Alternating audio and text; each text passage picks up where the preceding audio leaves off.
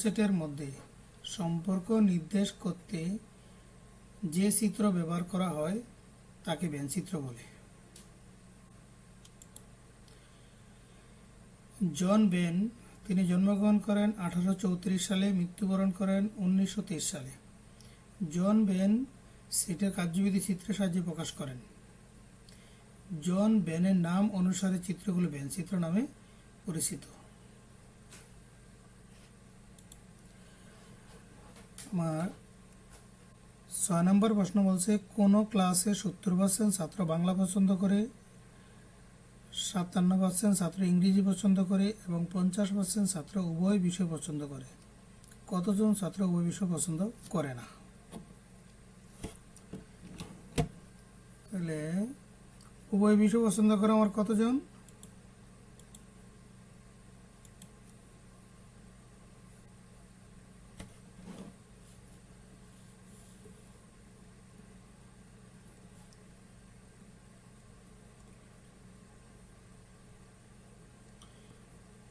উভয় বিষয়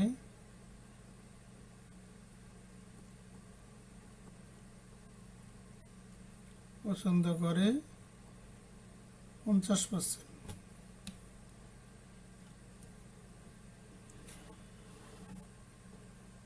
কোন ক্লাসে 70% বাংলা পছন্দ করে, 57% ইংরেজি পছন্দ করে।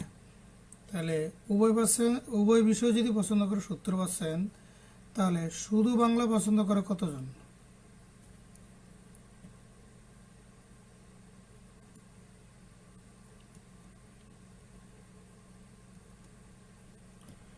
শুধু বাংলা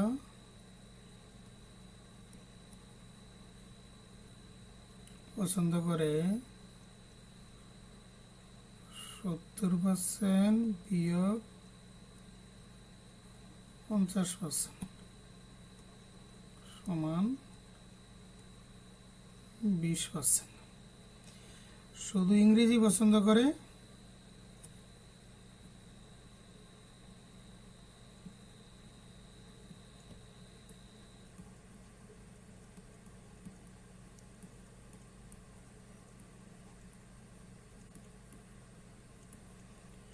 শুধু ইংরেজি পছন্দ করে 57% বিয়োগ 50% সমান 7%। তাহলে আমরা দেখতেছি কি, শুধু বাংলা পছন্দ করে 20%, শুধু ইংরেজি পছন্দ করে 7%, আর এই যে উভয় বিষয় পছন্দ করে 50%। তা আমরা লিখতে পারি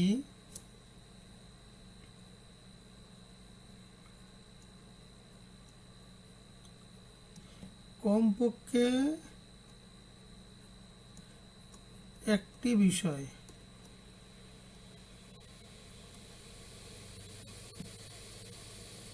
পছন্দ করে সমান 20% যোগ 7% যোগ 50% সমান 77%। তাহলে হয় বাংলা না ইংরেজি না যে দুটোটাই পছন্দ করে কতজন? 57%। তাহলে আমার প্রশ্ন কি বলছে, কতজন ছাত্র উভয় বিষয় পছন্দ করে না, মানে একটাও পছন্দ করে না?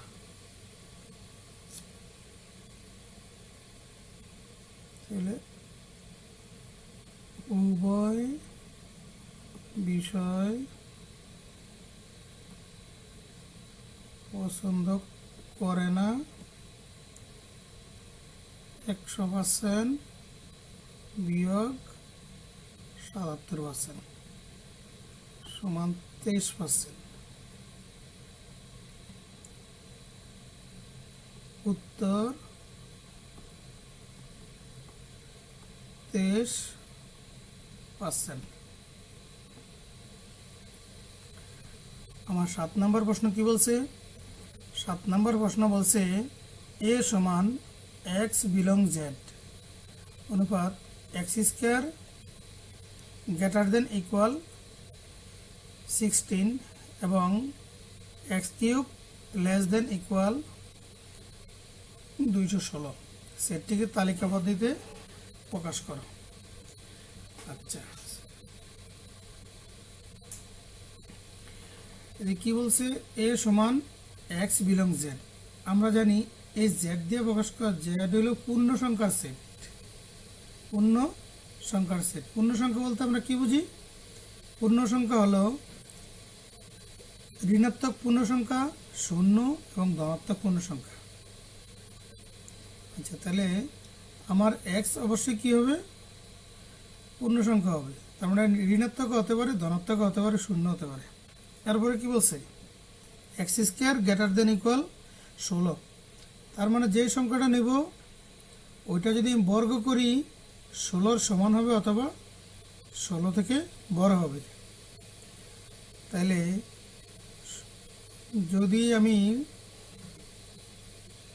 1-এর বর্গ করি তাহলে তার 16 ছোট হয়, 2-এর করলে 4, 16 ছোট। তাহলে আমার 16 সমান হবে কত? 4-এর বর্গ করলে। 4-এর যদি বর্গ করি তাহলে 16 সমান হবে। 5-এর করলে 16 থেকে বড়, 6-এর করলে 36, 16 থেকে বড়। অর্থাৎ এই যে প্রথম যে সত্য, প্রথম সত্যে আমি 4 থেকে শুরু করে এর চেয়ে বড় যে কোনো সংখ্যা নিতে পারি। কিন্তু এরপরে কি বলছে? X cube less than equal 216। তার মানে এদিকে যে সংখ্যাগুলো আমি নিব ওই সংখ্যাগুলো যদি গণ করি তাহলে এটা 216-র সমান হবে অথবা 216 থেকে ছোট হবে। তাহলে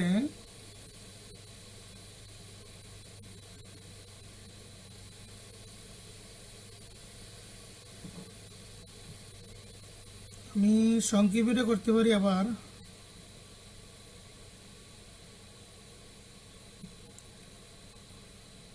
পূর্ণ সংখ্যার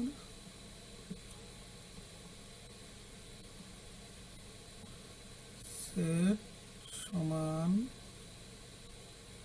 জেড।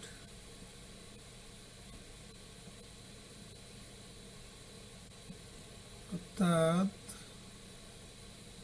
জেড সমান 0, plus minus 1, plus minus 2, plus minus 3, plus minus 4, plus minus 5, dot dot dot. তার মানে আমার জেডের মান 0 হতে পারে, প্লাসের 1 মাইনাসের 1 হতে পারে, প্লাসের 2 মাইনাসের 2 হতে পারে, প্লাসের 3 মাইনাসের 3, এগুলা। আচ্ছা, এরপরে সত্য কি বলছে? যে সংখ্যাটা বর্গ করব ওইটা আমার 16-র সমান অথবা 16 থেকে বড় হবে। ওই সংখ্যাটা বড় করলে 16 থেকে বড় হবে অথবা 16-র সমান হবে। আচ্ছা,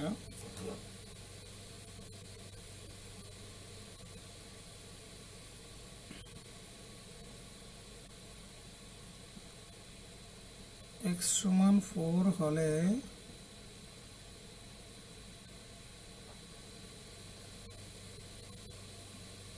পরিষ্কার সমান 16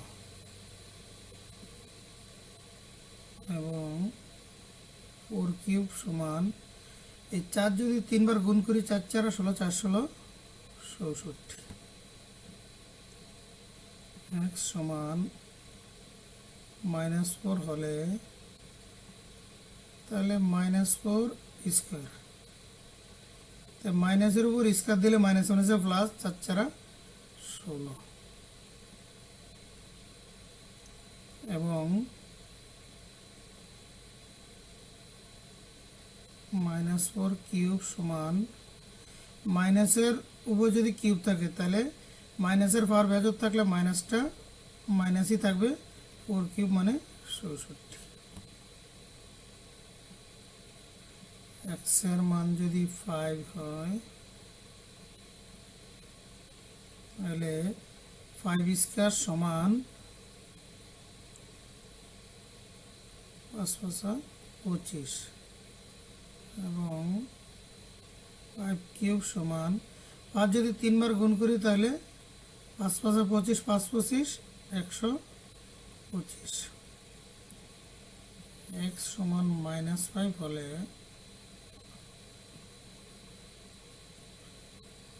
-5 স্কোয়ার। তাহলে মাইনাসের পাওয়ার যদি জোড় সংখ্যা হয় তাহলে মাইনাস মাইনাসে প্লাস, তার মানে +5 স্কোয়ার মানে 25, এবং -5 কিউব সমান মাইনাসের পাওয়ার ভেতর থাকলে মাইনাসটা মাইনাসই থাকে, 5 কিউব মানে 125।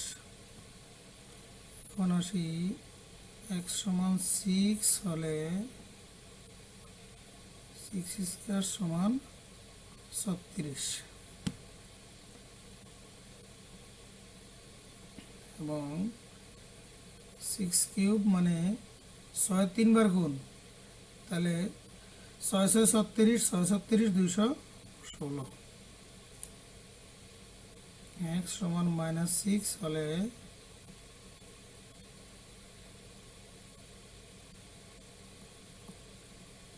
-6 স্কোয়ার, মাইনাসের উপর স্কোয়ার দিলে মাইনাস মাইনাসে প্লাস, 6 6 36, এবং -6 কিউব মাইনাসের পাওয়ার বেজোর মানে -6 3 বার গুণ করলে 216। আমাকে এদিকে আগে বলছে কি 216 সমান হবে অথবা ছোট হবে, আবার বর্গ করলে বলছিল কি 16 থেকে বড় হবে অথবা 16 সমান হবে। তার মানে আমি এক্সের মানগুলো কি পাইলাম, এক্সের মানগুলো পাইলাম 4 -4 5 -5 6 -6।